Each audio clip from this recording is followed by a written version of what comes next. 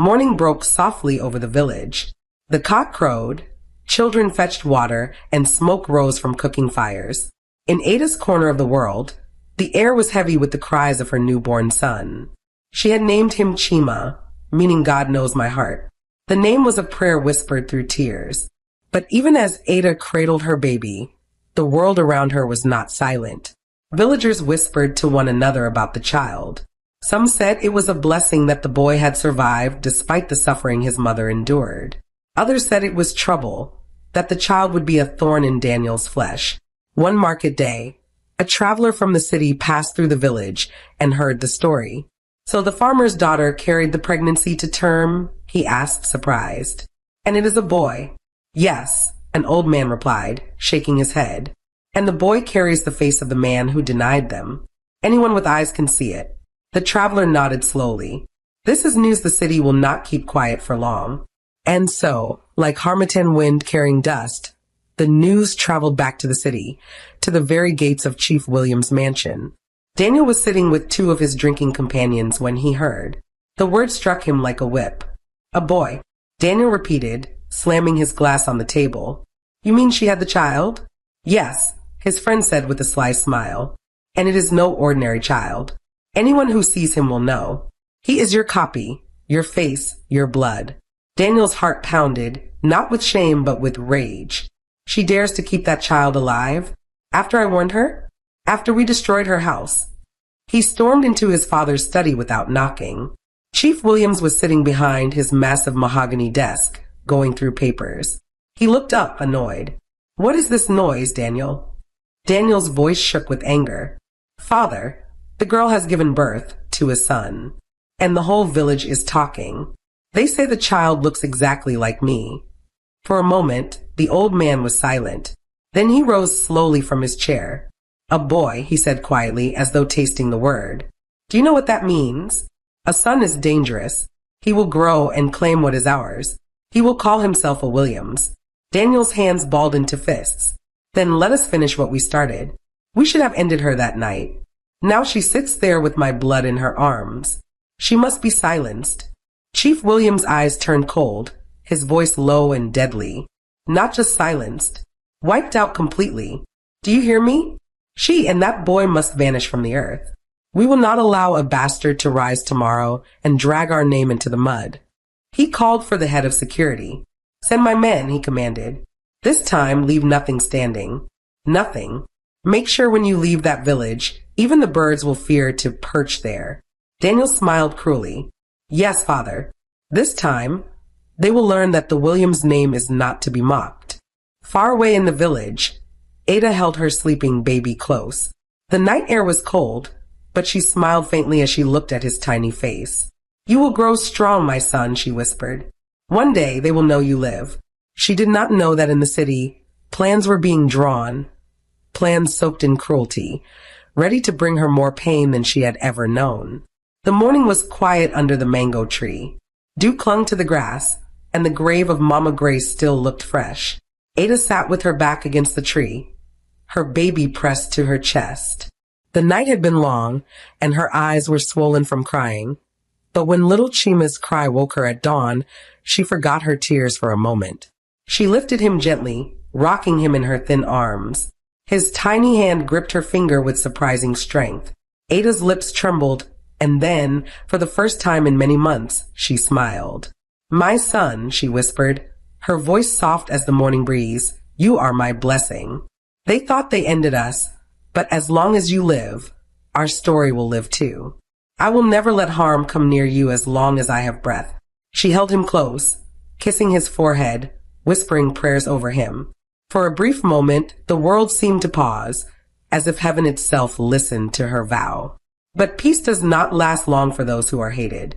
By midday, the sound of footsteps approached. Ada looked up and saw a familiar face, Ngozi, one of the village girls who had mocked her the day her house was destroyed. Ngozi had been among those who laughed, pointing fingers and whispering about her shame. Now she stood with her hands on her hips, her lips curled into a cruel smile. "So it is true," Ngozi said, her voice sharp like a knife. "You really gave birth to a child here under the tree where your mother is buried. How fitting. Maybe your mother's ghost will help you raise him since you have no husband. Ada's heart ached, but she kept quiet, rocking her baby gently. Ngozi laughed and stepped closer. Let me see this child that has made you forget your shame. She leaned forward and peered at the baby. He looks like the man who denied you. Have you not heard? Daniel is in the city enjoying himself. He has moved on. He does not care if you live or die. Ada's grip on her baby tightened. Go, Ngozi. If you came here to add to my pain, go. But Ngozi only laughed louder. Pain? This is what you chose. You want to be like the rich girls. Now look at you. Living under a tree like a mad woman, feeding your baby with tears. Even dogs live better than you, Ada. Ada's eyes filled with tears, but she refused to let them fall. She looked up at Ngozi with quiet strength. Laugh if you want. One day, this child you mock will grow. And when he does, the world will know who he is. Ngozi scoffed. The world? Who cares about the world? He is nothing but a bastard. He will grow and suffer just like you. Ada's heart burned with pain, but she said nothing more. She turned her face away and sang softly to her baby, shutting her ears to Ngozi's cruelty. Finally, Ngozi spat on the ground and walked away, her laughter echoing behind her. When she was gone, Ada wiped her tears and looked at the grave. Mama, she whispered, even the people we grew up with have turned against us. But I will not break. I will raise my son to be a man you will be proud of. That night, Ada held Chima closer as he slept. The world had shown her its teeth once again, but her resolve had only grown stronger. Far away in the city, Daniel's men were preparing for a journey back to the village, and this time, their mission was darker than before. That same night, far away from the quiet village, the Williams mansion glowed with golden lights. The hallways were silent except for the sound of Daniel's restless footsteps pacing back and forth. His father sat in his leather chair, a glass of expensive wine in his hand, watching his son with cold eyes. Sit down, Daniel, Chief Williams said finally. You are walking like a madman. Daniel spun around, his face twisted with anger. Father, do you not understand? She gave birth to a boy carrying my blood, and she walks around with him in the open like some trophy. Chief Williams set the glass down and leaned forward. I understand perfectly. That is why we must end this now. We made a mistake letting her live after we destroyed her house. We should have finished it then. Now there is a child, a living proof of your recklessness. Daniel clenched his fists. Then let us do it tonight. I cannot sleep knowing she is out there, mocking me with my own blood. For a long moment, the old man was silent. Then he nodded slowly. Good. Tonight we end it. But listen carefully, Daniel. The girl is not the main problem anymore. It is the child. The boy must never grow up to know who he is. Daniel's lips curled into a cruel smile. Yes, the child is the target. They can bury the girl with her shame. But the boy must not live. They called in the head of security. The man stood stiffly, waiting for instructions. Chief Williams' voice was low and sharp. Take your men. Go to the village tonight. Find the girl and the child. Kill the girl if you must, but bring me the boy. Do you hear me? Bring me the boy alive. This must end before morning. Yes, sir, the guard said with a nod, his face unreadable. When the man left, Daniel turned to his father, breathing heavily. Tomorrow, father, there will be no more whispers in that village. No one will ever mention my name again in connection with her. Chief Williams smiled faintly. Good. That is how it should be. Wealth is power, and power must never bow to the poor. Far away in the village, Ada sat under the mango tree, humming softly as she tried to put her baby to sleep. The night was peaceful, the stars shining like tiny candles. She did not know that danger was already moving towards her. Close to midnight, the sound of engines broke the silence. Black jeeps rolled into the village like shadows. The villagers, startled from sleep, peered through cracks in their doors. It is the men from the city, someone whispered in fear. The jeep stopped near the mango tree. Men in black jumped out, their boots crunching against the earth. Ada's heart froze when she saw them. She clutched Chima to her chest and backed away. One of the guards stepped forward, his face hard. Girl, give us the child. Ada's voice shook. No, he is my son. Leave us alone. The man raised his hand, signaling to the others. Take the baby. They advanced on her. Ada turned and ran into the darkness, her bare feet pounding the earth, her baby wailing in her arms. Behind her, the men gave chase, their flashlights cutting through the night. The peaceful village had turned into a hunting ground, and the hunt had just begun. The night was still when Ada heard the first sound of footsteps behind her. Her heart leapt into her throat. She clutched little Chima tightly and began to run, her bare feet pounding against the dirt road. The baby's cry pierced the night air, but Ada did not stop. Catch her, one of the guards barked, and the men broke into a sprint. The village was silent as though every hut had died. Doors stayed shut. No one dared come out, no one dared help. Dogs whined softly and hid under verandas. Even the wind seemed to hold its breath. Ada's breath came fast and hard, her wrapper flying behind her as she ran. She stumbled once, almost falling, but the thought of losing her child gave her strength. She picked herself up and ran faster. Stop, girl, one of the men shouted. But Ada kept running, her tears streaming down her face. She ran past the well, past the market square, past the place where her house used to stand. The night swallowed her as she fled, her feet leaving streaks of blood on the rough ground. The guards chased her like hunters after prey. One swung a stick and missed by inches. Another lunged, but caught only the edge of her wrapper. Ada screamed and pushed forward, her legs burning with pain, her chest on fire. Don't let her get away, the leader shouted. But Ada's determination was like steel. No one will take my baby, she cried out into the night, her voice breaking. She darted towards the edge of the forest. The thick trees stood tall and dark, their branches swaying like warning hands.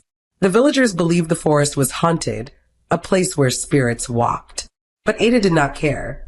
She ran into the shadows without looking back. The men stopped at the edge, breathing hard. Their flashlights lit up the first few trees. But beyond that, there was only blackness. Strange sounds echoed from deep inside. The cry of night birds, the rustle of unseen creatures.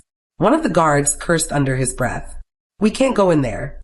Not at this hour. She will lose herself, and we will lose ourselves too. The leader hesitated, sweat dripping from his face. He looked back at his men, their eyes wide with fear. She will come out at dawn, one muttered. No one hides there forever. We will wait for another day. Breathing heavily, the men turned back, their boots crunching the earth. They returned to their jeeps, their faces grim, their bodies drenched in sweat. Back at the Williams mansion, the lights were still on. Chief Williams and Daniel sat in the sitting room, pacing the floor. Daniel's fingers drummed against the table, his jaw clenched. When they heard the sound of engines outside, they rushed to the window. They are back, Daniel said. Finally, the front door opened and the guards stepped in, their clothes dusty, their faces tired. Chief Williams' voice cut the air. Where is the child? The leader lowered his head. Sir, she escaped. She ran into the forest. We could not follow her. Daniel's face turned red with rage. You useless fools. One girl with a baby outran all of you. The guard swallowed hard. Sir, she ran like a madwoman. She would have died before letting us touch the child. And the forest, no man can follow there at night. Chief Williams slammed his glass on the table, wine spilling on the floor. You disappoint me. If she lives, this story will not end. Next time, do not come back until you have finished the work. Daniel's voice was low and dangerous. I don't care if it takes all our men.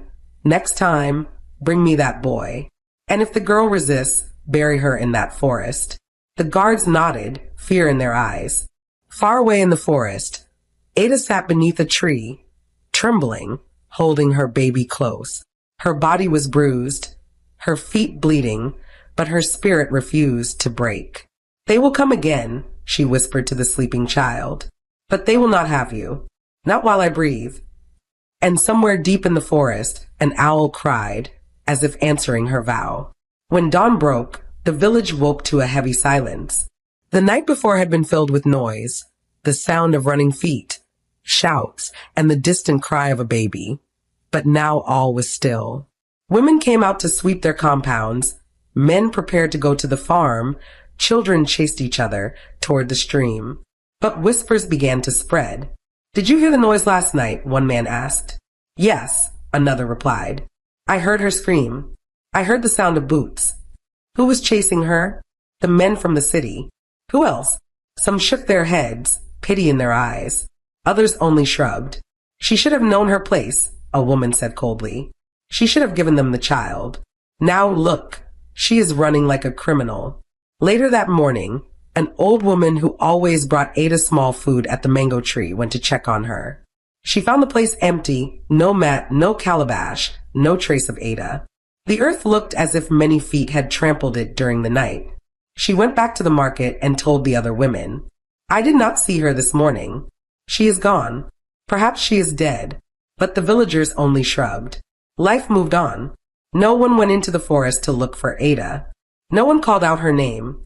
By afternoon, laughter had returned to the square, as though the chase of the night before had never happened. Meanwhile, deep in the forest, Ada crouched beneath a tree, her baby pressed against her chest. Her wrapper was torn, her feet bleeding, her lips dry with thirst. The night had been cold, and the cries of wild animals had echoed through the trees, but she had not slept. "Chima," she whispered, rocking the child, "you must stay quiet. They will come again. We must hide." Her stomach growled with hunger, but there was nothing to eat. She drank from a stream, wiping the mud from her lips. Ants bit her legs, thorns tore her skin, but she did not dare go back to the village. For 3 days she stayed hidden, moving deeper into the forest, battling mosquitoes at night, listening for footsteps during the day. Her milk began to dry from hunger, and the baby cried weakly against her chest. Each cry tore at her heart, but she would not give up. Back in the city, Daniel and his father were furious. "She escaped again." Chief Williams shouted at the guards. "What are you being paid for?" "To chase shadows." Daniel's anger was like fire. "This is becoming an insult, father. The whole village must know where she is hiding, and they are covering for her. We must make them talk." That evening, father and son drove to the village themselves. The people gathered at the square, whispering as the expensive cars rolled in. Daniel stood on the bonnet of the Jeep, his face dark with rage. "Listen to me," he shouted. "That girl has mocked me long enough. She has mocked my father's name. If anyone here knows where she is hiding and brings her to us, I will reward that person with money. Enough to change your life forever." Chief Williams stepped forward. "And if you hide her, if you dare cover for her, know this, we will burn this village to the ground." The villagers exchanged glances. Greed sparked in their eyes. Some nodded quickly, whispering to one another. "We will find her," one man said. "Yes," another added eagerly, "we will search everywhere." And from that moment, Ada was no longer just running from the guards, she was running from her entire village. The days in the forest grew longer and darker. Ada's strength was fading. Her body felt like dry wood, her lips cracked, her legs covered with bruises. Little Chima's cries became weaker, his small hands barely moving. "Mama, I can't let him die," Ada whispered to the grave in her heart, remembering Mama Grace's last words. When night fell, Ada made the hardest decision of her life. She wrapped Chima tightly, held him close, and crept toward the village, staying low in the tall grass. Her feet trembled with fear, but hunger was a louder voice. The village square was quiet. Smoke rose from cooking fires, the smell of roasted yam making her stomach twist. She stayed in the shadows, looking for someone kind. Then she saw Ngozi. Ngozi spotted Ada first, her eyes widening. But instead of shouting, she smiled sweetly. "Ada," she whispered, rushing over. "You are alive. We thought you were gone." Ada hesitated, clutching her baby. "Ngozi, I have nothing left. Chima is hungry. Please, I need food." Ngozi touched her arm gently. "Don't cry. I will help you. You and I grew up together. Come to my house tomorrow. I will bring you food." Ada's heart softened. For the first time since the chase began, she felt a small relief. "Thank you," she whispered, tears filling her eyes. The next day, Ada crept to Ngozi's compound. True to her word, Ngozi gave her a bowl of gari and some dried fish. Ada ate quickly, tears running down her face as she fed Chima. But as Ada rested under a tree nearby, she heard voices from inside Ngozi's hut. "Father," Ngozi was saying, her voice excited. "I saw her. Ada is back. I gave her food, and she is hiding near the stream. Call Daniel's men. If we give them her and the baby, we will be rich." Ada's heart almost stopped. She pressed Chima to her chest, holding back a gasp. Tears burned her eyes as she realized the truth. Ngozi's kindness had been a trap. She stood silently, waiting until the voices faded, then ran as fast as her weak legs could carry her back toward the forest. She did not stop until she reached the same dark path where she had hidden before. Later that day, black jeeps arrived at Ngozi's house. Daniel's men stormed the compound, searching every corner, overturning mats, breaking clay pots. "Where is she?" the leader shouted. Ngozi stood there, confused. "She was here. I swear. She was right here this morning." "Then you let her escape," the man barked, furious. "You think this is a game?" Ngozi's face twisted with anger. "That girl is a witch," she shouted. "How did she know? How did she run before you came?" Villagers gathered around, whispering. Some nodded in agreement. "Yes, she must be a witch. How else can she keep escaping?" Ngozi spat on the ground, her eyes burning with hatred. "If I see her again, I will kill her myself. She cannot keep shaming us." Deep in the forest, Ada sat under a tree, her chest heaving, her eyes red with tears. "So even those I trusted will betray me," she whispered. "But they will not take my child. They will not win." She kissed Chima's forehead and swore again that no matter the hunger, no matter the pain, she would never let him fall into the hands of those who wished him dead. Far away, Daniel heard the report and slammed his fist on the table. "Next time," he growled, "I will go with you myself." And the war for Ada's life and her babies grew even darker. The evening sky turned red as the sun went down, casting long shadows across the village. Inside the Williams mansion, Daniel strapped on a leather belt and put on his boots. His face was hard, his jaw tight with fury. "This time I will not trust anyone else," he told his father. "She has made us a laughingstock. Tonight, I will see with my own eyes that she is caught." Chief Williams nodded slowly. "Good. Do not return until it is done. Remember, the child is the goal. If she dies, let her die, but bring me that boy." Daniel called for his men. "Prepare the jeeps. Load your guns. Tonight we end this." The villagers heard the sound of engines before they saw the dust rising. Fear spread like fire. People gathered at the square, whispering nervously. "They have come again," one man muttered.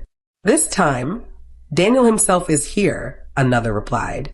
"What if they burn the village?" a woman asked, holding her child close. The jeeps rolled in and stopped. Daniel stepped down, his presence filling the square with silence. He looked around, his eyes sweeping over the villagers like a predator searching for prey. "You have all failed me," he said coldly. "We gave you a chance to bring her to us, and you did nothing. Now you will help us whether you like it or not. Anyone who hides that girl will pay with their blood." He turned to his men. "Spread out. Search every corner. Search the farms, the stream, the forest edge. If you see her, catch her. If she runs, break her legs. Tonight she will not escape." In the forest, Ada was nursing Chima when she heard the distant rumble of engines. Her heart froze. She pressed her ear to the earth and felt the vibration. "They have come," she whispered, clutching her baby to her chest. She stood, shaking from hunger but determined. She wrapped Chima tightly to her back and began moving deeper into the forest, careful to step where the leaves were soft so her footprints would not show. But soon she heard voices. Flashlights cut through the trees like spears of light. "There!" a man shouted. Ada ran. Branches tore at her wrapper, thorns cut her feet, but she did not stop. Her breath came in painful gasps, tears streaming down her face. Chima cried, his small voice lost in the roar of pursuit. "Catch her!" Daniel shouted from behind. "Do not let her escape this time." The forest became a battlefield. Men crashed through the undergrowth, shouting, their boots thundering. Ada ran blindly, her heart hammering, her lungs burning. She stumbled over a root and fell hard, scraping her knees. Blood streaked her legs, but she pushed herself up and kept running. The night was full of sound, snapping branches, barking orders, Ada's ragged breathing.